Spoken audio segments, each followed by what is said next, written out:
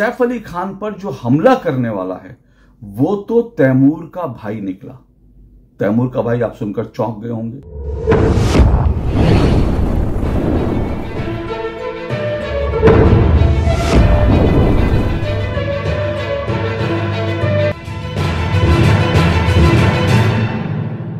16 जनवरी को मुंबई में बॉलीवुड के स्टार सैफ अली खान पर उनके अपने ही घर में जो जानलेवा हमला हुआ, उस पूरे मामले की मुंबई पुलिस अभी जांच कर रही है, तहकीकात जारी है।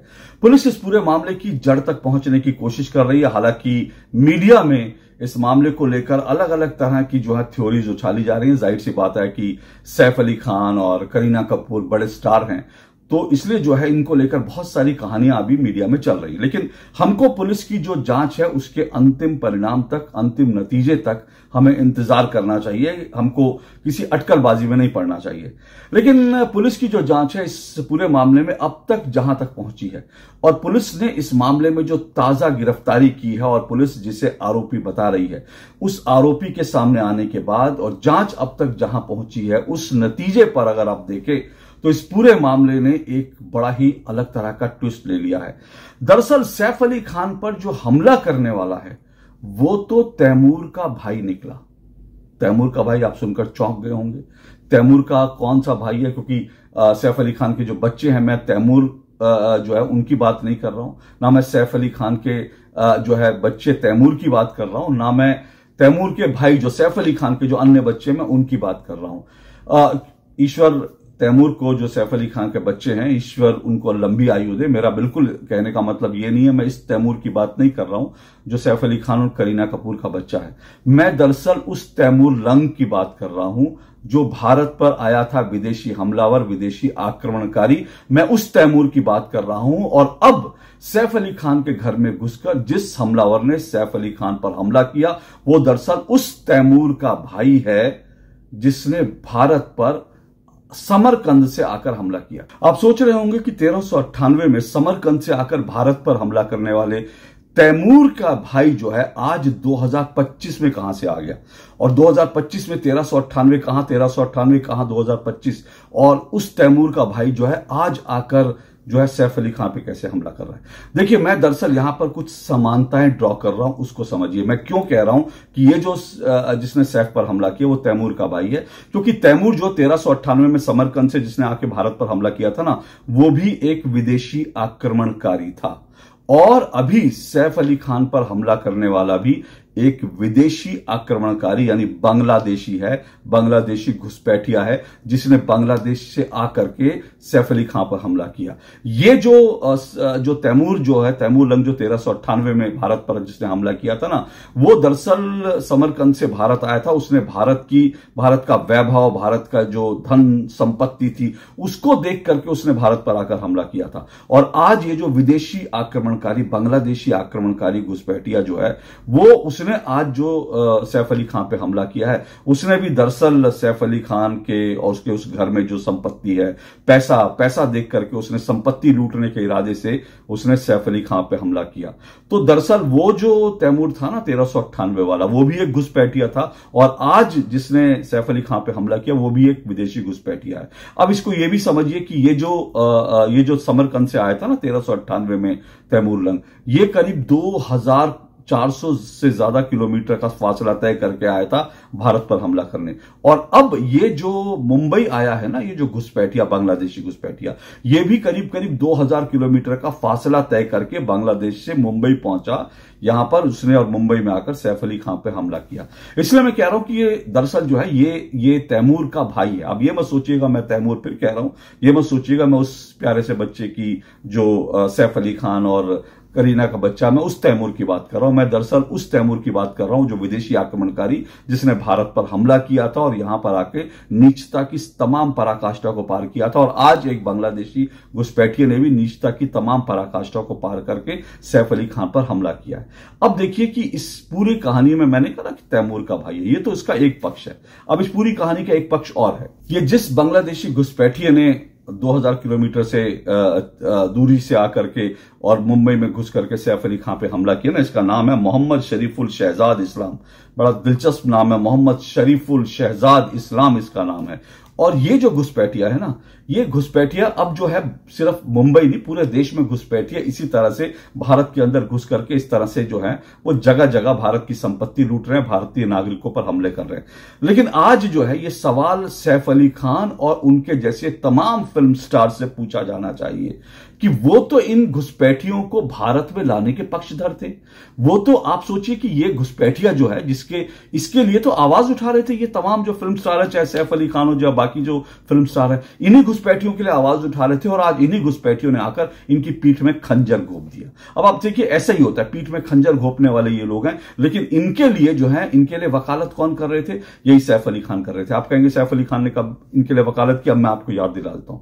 आपको याद है एक सीए कानून आया था, नागरिकता संशोधन कानून आया था हाल ही में, जब कोरोना आया, कोरोना से पहले 2019 के आसपास जो है एक नागरिकता संशोधन कानून आया था। और वो नागरिकता संशोधन कानून क्या था? वो नागरिकता संशोधन कानून सीए ये था कि जो बांग्लादेश, पाकिस्तान, अफगानिस्तान, इन तमाम देशों में जो हिंदुओं के ऊपर जो वहां पर माइनॉरिटी, सिर्फ हिंदू नहीं बल्कि हिंदू, ईसाई और सिख जो है, पारसी, जैन, इन सब पर जो अत्याचार हो रहे हैं, ऐसे जो रिलीजियस माइनॉरिटीज हैं उनको भारत में शरण दी जा सके, क्योंकि भारत के बंटवारे के बाद ये महात्मा गांधी का वादा था कि भाई इनको आके शरण दी जाए।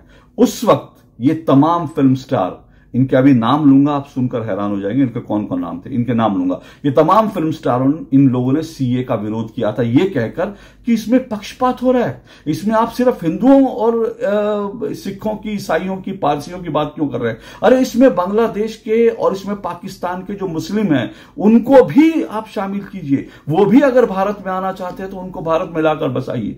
तो ये पक्षपात कैसे, धार्मिक आधार पर पक्षपात क्यों हो रहा है? इनके मुसलमानों को क्यों छोड़ दिया गया? इस तरह से कहकर ये लोग वकालत कर रहे थे इन्हीं घुसपैठियों की, जिन्होंने आज आकर के न सिर्फ सैफ अली खान बल्कि पूरे बॉलीवुड की पीठ में छुरा घोंप दिया। यूं तो चाहे वो नसीरुद्दीन शाह हो या फिर वो आमिर खान हो या सैफ अली खान हो, इन सब ने जो है समय समय पर जिस तरह के विवादित बयान दिए हैं, उसको देख करके, उनके बयानों को याद आप करेंगे तो इनको साफ लगेगा कि इनको जो है कहीं ना कहीं जो है हिंदुओं के, जो हिंदू जब अपनी डिमांड करते हैं, जब हिंदू कहते हैं कि भाई इस तरह से घुसपैठिया नहीं आना चाहिए, जब हिंदू कहते हैं कि भारत की डेमोग्राफी नहीं बदलनी चाहिए, तो इन सबको तकलीफ होती है। नसीरुद्दीन शाह, आमिर खान और सैफ अली खान, इन सबको तकलीफ होती है, इन सबके पुराने विवादित बयान है। लेकिन मैं सीए की अभी बात कर रहा था ना, तो देखिए जब नागरिकता संशोधन कानून आया था, हालांकि सैफ अली खान ने उस समय नागरिकता संशोधन कानून को लेकर तो इस तरह से बयान नहीं दिया था, लेकिन सैफ अली खान का यह बयान जरूर है कि भारत में सेकुलरिज्म कम हो रहा है,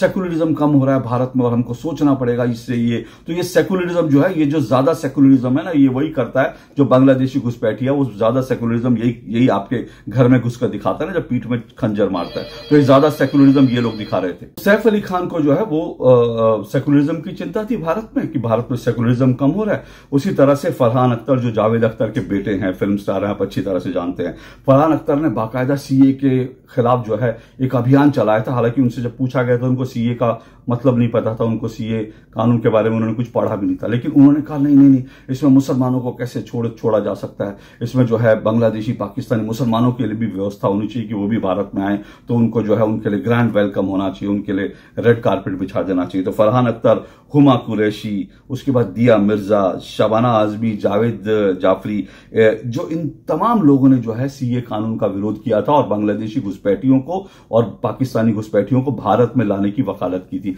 और मैं फिर कहता हूं, तैमूरलंग भारत में आए तो उसमें बहुत सारी गलतियां जो है उस वक्त भारत में जो हिंदू थे उनसे भी हुई थी, वो क्योंकि हिंदू राजा एकजुट नहीं थे और हिंदू जो है उन्होंने जो है कहते हैं कि भारत में हमेशा किले का दरवाजा अंदर से खुला, यानी कि कहीं ना कहीं विश्वासघाती भारत के अंदर बैठे होते हैं, इसीलिए विदेशी आक्रमणकारी आकर के भारत पर राज करते रहे।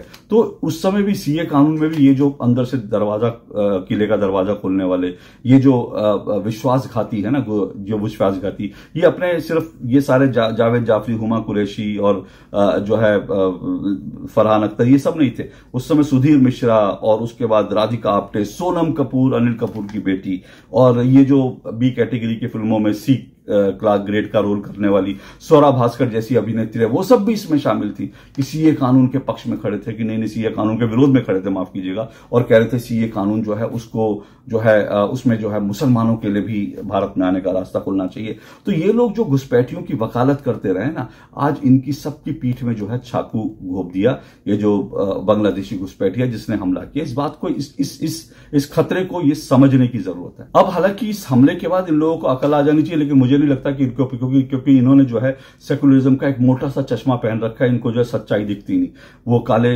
सेकुलरिज्म का इन्होंने चश्मा पहन रखा है। क्योंकि ये जो घुसपैठियों की समस्या ये सिर्फ जो है ये मुंबई नहीं बल्कि पूरे देश की समस्या, और जब कभी भी घुसपैठियों को निकालने की बात होती है, बांग्लादेशी रोहिंग्या घुसपैठी, तो ये तमाम लोग जो सेकुलरिज्म का चश्मा पहने हुए हैं ना, ये सब जो है आके खड़े हो जाते हैं, नहीं इनको कैसे निकालना है, ये गरीब लोग हैं, इनको इस तरह से नहीं करना चाहिए, ये लोग इनकी वकालत करते हैं। और आपको ये भी बता दूं, जो है Tata institute of social science है, उसकी एक रिपोर्ट है, जब महाराष्ट्र में चुनाव हो रहे थे, ये इस रिपोर्ट को लेकर मैंने कुछ वीडियो भी बनाए थे और इसका जिक्र भी किया था।